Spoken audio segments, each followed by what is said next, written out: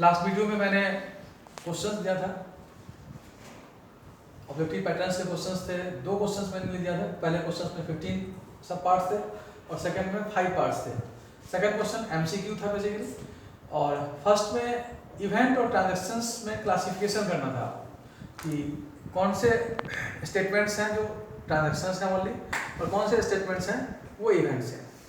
Hope आप लोग सब अपना अपना आंसर्स जरूर कर लिए होइएगा। आज आप क्रॉस चेक करेंगे और फिर आप अपने आप को असेस करेंगे कि आपने पहले चैप्टर्स में क्या सीखा, क्योंकि ये असेसमेंट था बेसिकली आप लोगों का पहले चैप्टर्स का। तो मैं आंसर आप लोगों को 1 बाय 1 एक्सप्लेन कर देता हूँ। पहला क्वेश्चन था mister x start business with capital. अब आंसर इसका राइट है ट्रांजैक्शंस। एक्सप्लेन करता हूँ मैं कि क्यों ट्रांजैक्शंस है, ये इवेंट क्यों नहीं है। अगर डेफिनेशन याद होगा तो हमने कहा था कि कोई भी activity, any event, any activity is called event, but the event having two main characteristics. One is the deriving the monetary value and another is the effect on economy. अगर ये दो कंडीशंस फुलफिल कर लेता है कोई भी events तो उसे हम क्या बोलते हैं, ट्रांजैक्शंस। अब यहाँ पे है कि मिस्टर एक्स स्टार्ट बिजनेस, तो क्या किया होगा, पैसा दिया होगा, कैश दिया होगा या कोई काइंड दिया होगा। तो कैश और काइंड कुछ भी दिया होगा तो उसकी कोई ना कोई मॉनेटरी वैल्यू होगी। और इकोनॉमी इफेक्ट हुआ, मिस्टर एक्स के पास से वो पैसा या सामान कम हो गया और बिजनेस के हैंड में वो चीज बढ़ गया, तो चेंज इन इकोनॉमी है, इसीलिए वो क्या है, ट्रांजैक्शंस। तो हर एक क्वेश्चंस को इसी बेसिस पे आप अगर क्लासिफाई करके देखोगे तो आपका आंसर सब का सब सही हो जाएगा। जैसे सेकंड क्वेश्चन था कि पेड सैलरी टू स्टाफ। अब paid salary to staff again दोनों कंडीशंस पूरा हो रहा है, इसीलिए वो क्या है, ट्रांजैक्शंस। लेकिन पॉइंट नंबर थर्ड इसका राइट आंसर है इवेंट, और वो पॉइंट था हमारा placed an order to Agrawal and Company for goods of ₹20,000। एक ऑर्डर प्लेस हुआ है 20,000 रुपये का गुड्स का। इसका मतलब है कि मॉनेटरी वैल्यू तो है यहाँ पे, जो ऑर्डर प्लेस हुआ है वो कितने का है, 20,000 का है। पहला पॉइंट सेटिस्फाई कर रहा है, लेकिन जो दूसरा कंडीशन हमारा था कि चेंज इन इकोनॉमी, अभी सिर्फ ऑर्डर प्लेस हुआ है, ना तो वहां से कोई गुड्स का मूवमेंट हुआ है, ना ही वो कोई मॉनेटरी ट्रांजैक्शंस वहां पे लेन देन हुए हैं। इसका मतलब है कि चेंज इन इकोनॉमी नहीं हुआ, दैट मीन्स वो सिर्फ इवेंट्स ही है।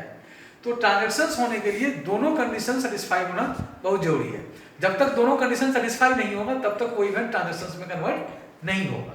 Similarly point number 4 is the transactions, point number 5 event, point number 6 का राइट आंसर है ट्रांजैक्शंस, 7 का event, 8 transactions, point number 9 again transactions, point number 10 event, point number 11, 12 and 13 is the transactions, point number 14 is the event and last point is the transactions।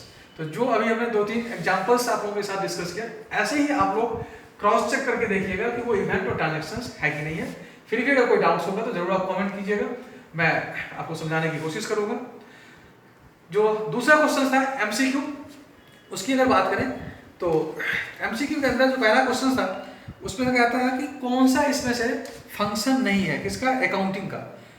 All of the following are functions of accounting except, तो इसमें से कौन सा point है जो accounting का function नहीं है। Forecasting is not a function, क्योंकि अगर डिफिनेशंस अगर याद होगा तो उसमें आप देखो कि वो सब कुछ है, रिकॉर्डिंग करना है, उसके बाद क्लासिफिकेशन करना है, तो ये सारे पॉइंट्स आपको उसमें मिलेंगे जो अलग अलग ऑप्शंस हैं। लेकिन फॉरकास्टिंग जो वर्ड है वो कहीं भी नहीं होगा उस डिफिनेशन ऑफ फंक्शंस के अकाउंटिंग में, इसलिए forecasting is the right answer. Second जो इसमें पार्ट था, financial position of the business is ascertained on the basis of. Financial positions हम किसके बेसिस पे निकालते हैं, दैट इज अकाउंटिंग रिपोर्ट।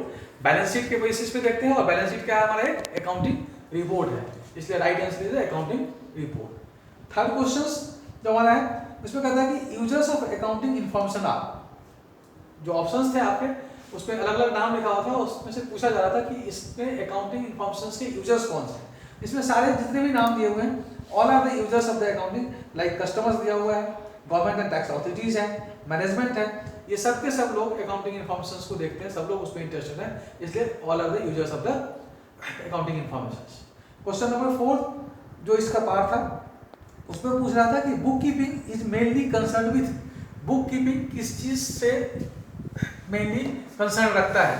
तो अगर डिफिनेशन अगेन याद होगा, जहाँ पे हमने डिस्टिंग्विश भी किया था लास्ट वीडियो में कि बुक कीपिंग और अकाउंटिंग में क्या डिफरेंस है, तो बुक कीपिंग का मेन डिफिनेशन ही था रिकॉर्डिंग ऑफ फाइनेंशियल ट्रांजेक्शंस। तो इसका राइट आंसर होगा recording financial data related to the business operation. यही इसका डिफिनेशन है और यही इसका मेन कंसर्न होता है। लास्ट पॉइंट जो इसमें क्वेश्चन था, which is the last step of accounting as a process of information.